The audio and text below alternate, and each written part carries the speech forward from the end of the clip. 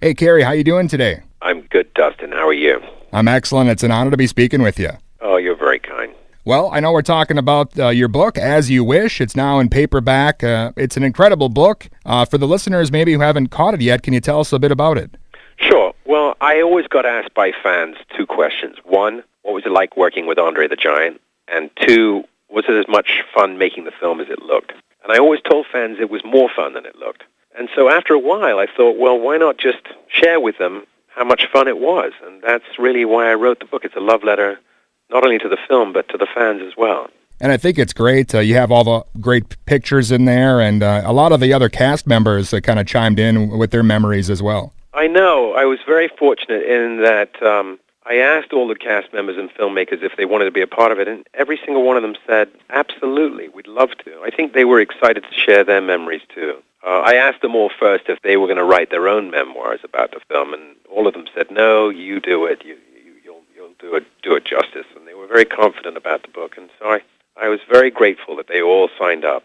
Well, I got to ask you, Cary, when you were filming Princess Bride, could you ever have any idea, I guess, that the film would eventually be as beloved as it has been over the years? Gosh, if I had any inkling of that, I would have made myself a producer on it, or tried to. Yeah, you never know if your film is going to be successful or not. Obviously, you hope that it will resonate with people.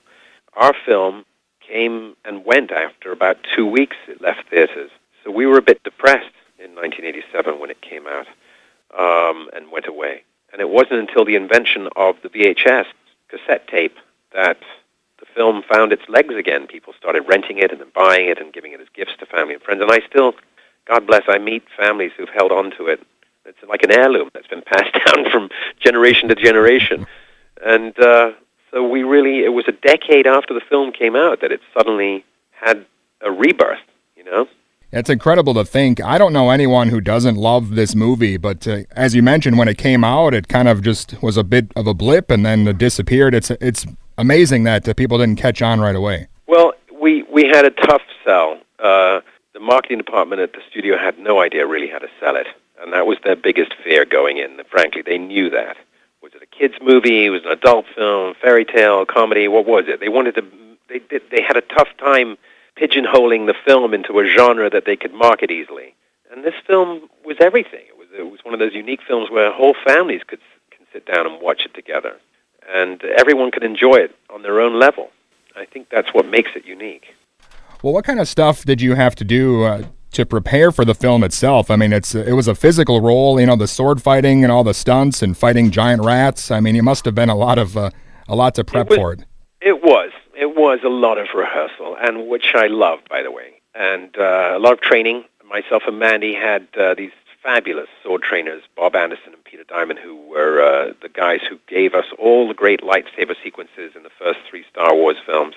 And we were training, for about a month before starting shoot, and then every day, literally every single day. There wasn't a day where I didn't have a sword in my hand practicing with one of the trainers or with Mandy. And they made us learn each other's parts as well. So we didn't just learn left-handed and right-handed for the fight that we had to do. I had to learn Mandy's moves, and he had to learn mine.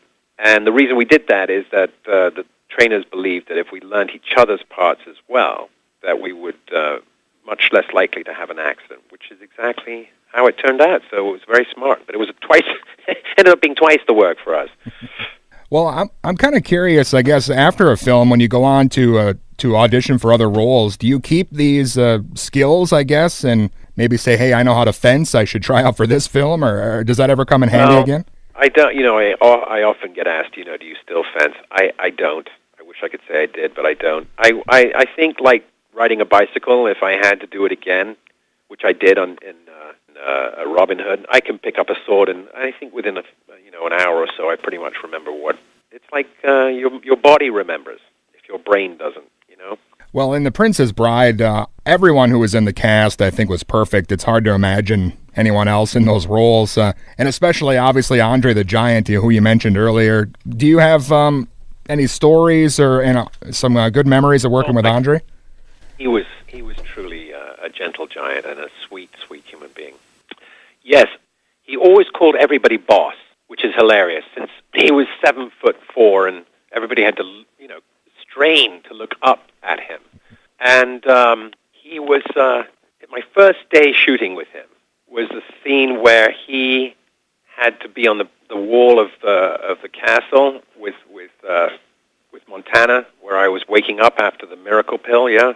And he asks Montoya, I wonder how long this will take to take effect, and Montoya says, your guess is as good as mine, and then Fezzik is supposed to say, and when I come to, I say, I fight you both together or I'll fight you both apart. And Fezzik's supposed to say, I guess not very long, like that, right? Well, he let out a fart that could be heard in 3 counties away that lasted about almost 20 seconds. It was the most, everyone thought there was an earthquake happening. And it was so magnificent and extraordinary that the whole set shook from this giant's fart, the loudest fart you could possibly imagine. And when it was over, there was a stunned silence from the crew, because don't forget, the British are very sort of weird about farts, They're not like here in America where everyone calls it out, And the first person to break the silence was Rob Reiner, the director. And he said, hey, Andre, you okay? Like that. And I swear to God, without missing a beat, Andre goes, I am now, boss. And that was the start of working with Andre, which was a monumental event. Well, Cary, the book, again, As You Wish, is out again in paperback, and definitely A Princess Bride is such a beloved film. And I know you were in a lot of other great films as well. You mentioned Robin Hood and Saw movies, of course. And do you have anything else maybe in the works or something on the horizon? I am currently shooting a series called The Art of More. We're into our 2nd season, which is going to be released on Crackle, which is a free streaming network. And I'm very proud of the show. It's a show about the underside and the dark side of the art world, and it's with Dennis Quaid, Kate Bosworth, Christian Cook, and myself, and it's free. It's a free online streaming network. You can just go to crackle.com and type in The Art of More, and you can start watching. Awesome. Again, Cary, I'm a huge fan. Thanks a lot. Oh, you're very kind. I appreciate you having me on your show. All right, anytime. Bye-bye. Bye-bye.